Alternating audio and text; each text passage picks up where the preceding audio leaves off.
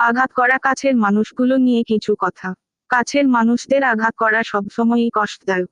তারা আমাদের জীবনের সেই অংশ, যারা আমাদের সুখ দুঃখের সঙ্গী, আনন্দের অংশীদার।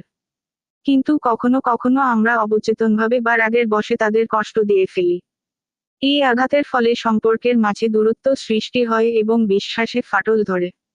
তবে সম্পর্ক মজবুত করতে হলে মনের মধ্যে জমে থাকা কষ্টগুলো ভাগ করে নিতে হবে, ক্ষমা চাওয়ার সাহস থাকতে হবে এবং বুঝতে হবে যে কেউই সম্পূর্ণ নিখুঁত নয়।